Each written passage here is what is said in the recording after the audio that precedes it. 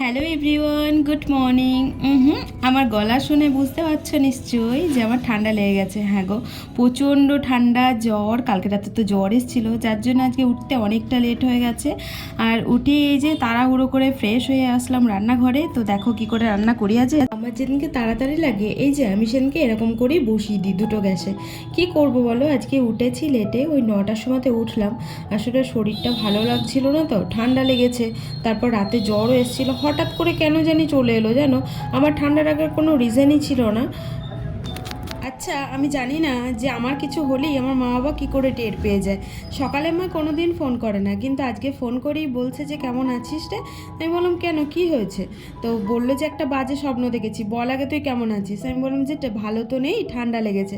মা বলছে ওই দেখো, দেখতে পেয়েছো? বাবাকে বলছে যে আমি দেখলাম না একটা বাজে স্বপ্ন, যে আমার মেয়ের শরীর খারাপ। তো সত্যি সত্যিই দেখো শরীর খারাপ, সত্যিই তাই। ওই জন্যই বলে জানো যে মা বাবা হচ্ছে নারীর টান, ওরা ঠিক বুঝে যায় মানে কিছু হলেই। তো বেশ আর কি ভালোই আর কি আশ্চর্য লাগলো ব্যাপারটা, যে সত্যি সত্যি তো আমার তো শরীর খারাপ।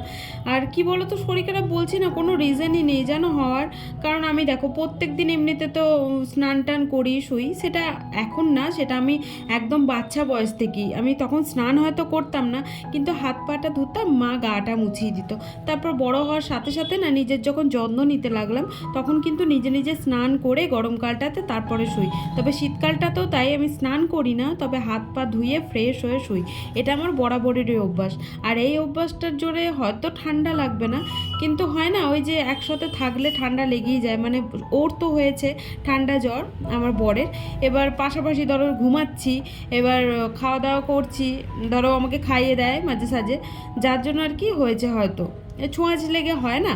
তো চলো বক বক করবো না বেশি। আজকে কি রান্না করছি বলো তো, আজকে একটু পোস্ত করছি, কারণ আমার বর্মশাই বললে একটু পোস্ত খাবে। আর দুদিন ধরে রিচ খাচ্ছে, তো এবার ওর মুখের ভালো টেস্ট নেই বলেই আমি মানে একটু ঝাল ঝাল করে দেওয়ার চেষ্টা করছি। তার মধ্যে আবার কালকে ও নিজেই বেটেছিল ছোলা, ছোলা বেটেছিল, মুখে টেস্ট নেই বলেই। তো বললো যে কালকে ছোলা বাটাতে প্রচুর ঝাল দিয়েছিল, দিয়ে আজকে পেটটা ব্যথা করছে, দিয়ে আজকে আমাকে বললো যে একটু পোস্ত করে দাও। না হলে আমি ভাবলাম যে ডিমের ঝোল করবো একটু, কারণ আমার ডিমের ঝোল খেতে ইচ্ছা করছিল। তারপর দেখলাম যে ও যখন পোস্তটা বলে দিল, তাহলে থাক পোস্তই করি। আর আমার শিলে এখন মশলা বাটতে এত ভালো লাগে, মানে আগে তো খুব বিরক্ত লাগতো, তারপরে এই শিলটা কুটিয়ে দেওয়ার পর থেকে, কুটিয়ে না কাটিয়ে কি বলে জানি না, ওই কাটিয়ে দেওয়ার পর থেকে না এখন বেশ ভালো মতনই আর কি বাটাটা হয়, বেশ ভালো লাগে।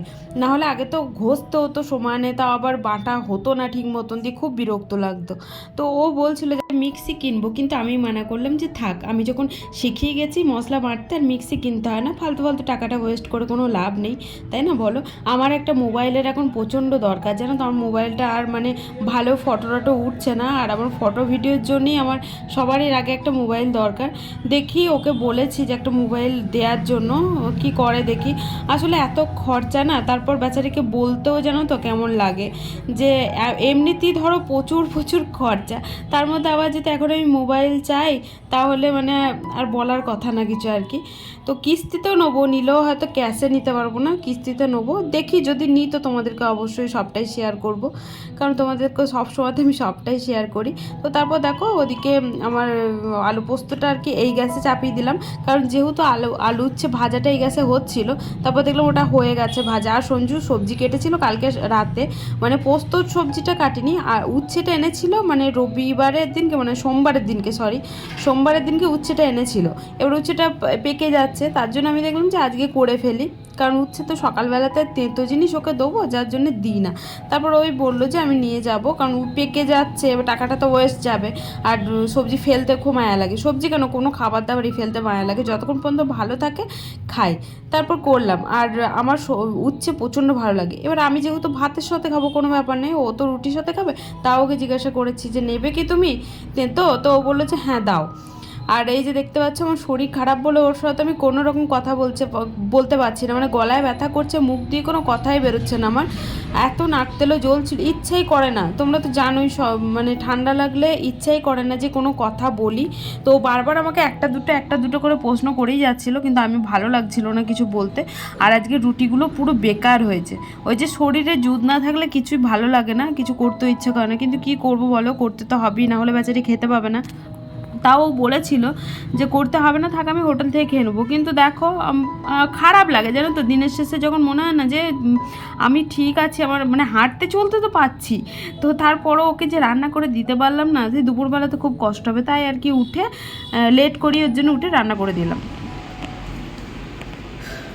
তো স্নান টান কমপ্লিট, আর শরীরটা প্রচণ্ড খারাপ, কিন্তু কী করবো, তো যেতে তো হবেই দোকানে। আর ও অবশ্য বলছিল যে বন্ধ রাখো, আজকে আর খুলতে হবে না, কিন্তু না খুললেও হবে না, কারণ যারা ডেলি কাস্টমার ধরো আসে, ডেলি বলতে আর কি যারা পার্মানেন্ট কাস্টমার, তারা যদি এসে ঘুরে যায়, কোনো খারাপ লাগে না বলো? তো দেখো আমি কত কাচাকুচি করেছি, এত শরীর খারাপ, তারপরও মানে শ্বাস নিতে পারছি না, কষ্ট হচ্ছে। ওই যে দেখতে পাচ্ছ এতগুলো কাচাকুচি করেছি, সব এখন মেলবো, মেলে টেলে তারপর যাবো, এমনি রেডি। আর এই জামাটা অনেক দিন পর পরলাম, তো বেল্টটা খুঁজে পাচ্ছি না, বেল্টটা থাকলে আর একটু ভালো লাগতো, কোমরে একটা বেল্ট আছে। তো এই যে চলে এসেছি দোকানে, আর দোকানে এসে ঝাড়ু পোছা করে নিলাম।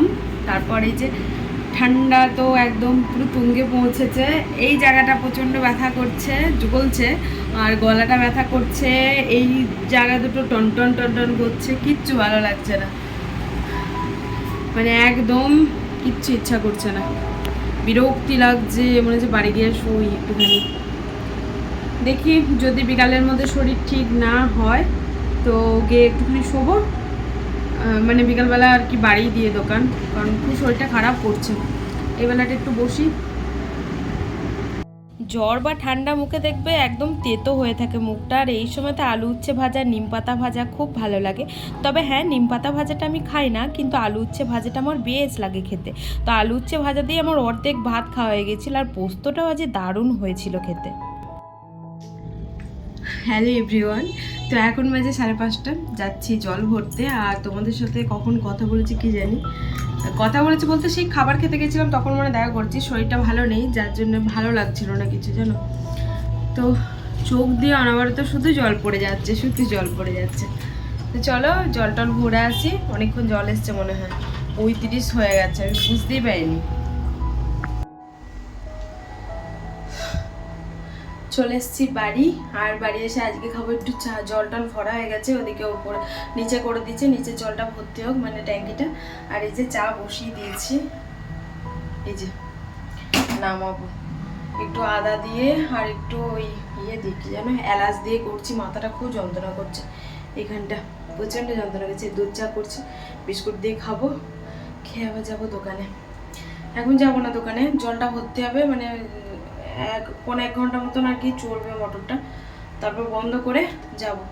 এই জিনিসগুলোকে আমি বেশি কাছে টানি, বেশি ভালোবাসি না, সেই জিনিসগুলো আমার থেকে না অনেক দূরে চলে যায়।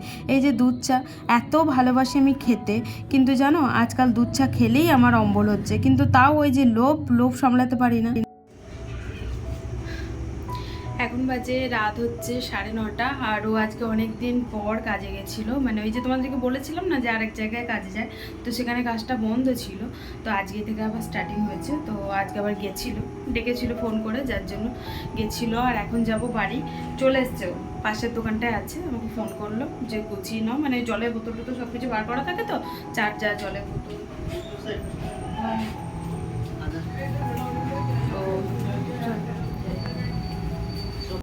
দাঁড়াও।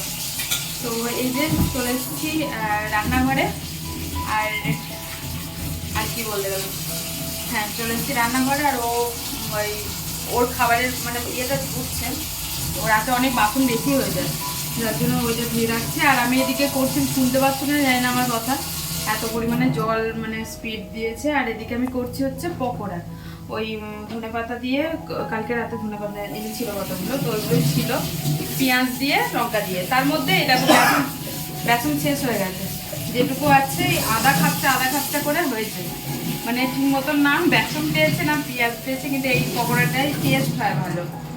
ওই যে একবার দিলাম হচ্ছে, আর একবার দিলেই হবে, মানে হয়ে যাবে।